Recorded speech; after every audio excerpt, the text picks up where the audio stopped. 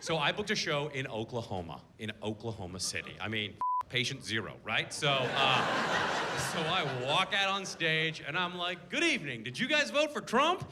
And they began booing loudly, like booing and hissing. They were very upset. And so I went, oh, I thought you guys did because I voted for him. And they were like, oh, you did? Well, of course you voted for him. We're just being polite, Joel. Okay.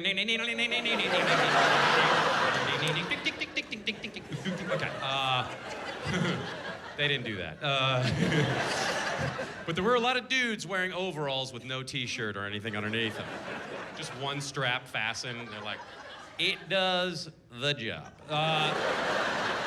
So I was doing a show there, and I was backstage, and the owner of the place came up to me, and he goes, hey, Joel, just so you know, out in the audience tonight, there's about 30 wounded warriors. And I'm like, that's awesome. I cannot wait to say hi. Thank you so much. And I'm about to walk on stage, and a waiter basically punches me in the chest, and he's like, there's wounded warriors in the audience tonight. And I'm like, just heard, very excited. I'm gonna go say hi to them, thank you. Then I'm on stage and the opening comic is licking my ear to tell me, he's like, there's wounded warriors. And I was like, yes, I heard. Did you guys think I had a stroke? Yes, I know, I'm gonna say hi. What's going on? And so I say, ladies and gentlemen, there's wounded warriors here tonight, and there's this great, wonderful ovation. Everyone's clapping. It was a really cool moment. And I have always had a question for the wounded warriors, and I thought to myself, this is the right time, right? So I said, wounded warriors, thank you for coming, thank you for your service, thank you for being here. I have a question for you.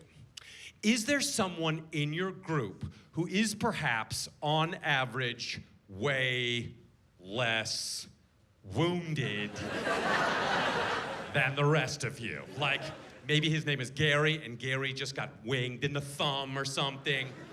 But Gary shows up to all the events. And Gary wears all the t-shirts, and he's got all the bumper stickers, and he takes all the photographs, and you've got a traumatic brain injury, and it's beginning to piss you off. Is there someone in your group like that? They all went silent. So I was like, okay, there is. Now, let's find him. So I said, look, you don't need to admit it to the group yourself. We as the audience would just like to know who Gary is. So how about this? On the count of 3, you guys close your eyes and point, okay? Here we go. Count of 3. 1, 2, 3, close your eyes and point. Nobody moved. And I'm like, come on, guys. Let's find Gare Bear. Let's do this. Count of 3, close your eyes and point with whatever you got. Here we go. All right. So I went 1, 2, 3, close your eyes and point. Nobody moved. And then this woman in the group goes, we've all got each other's backs. And I was like, ooh, well, that might be the case now, but it wasn't when you got wounded. I agree. So I just kept going on with the show. I was like, Ryan Seacrest is Tiny Ellen, and but the woman who had yelled at me would not stop yelling. And she wasn't heckling me, she was inviting me to future Wounded Warrior events. So she was like, we've got a car wash every 3rd Sunday, and there's a gala in March. We would love it. And I was like, ma'am, I wish you had been wounded in the mouth. And that's when her entire group pointed at her. I'm like, oh, geez, I got her. Whew.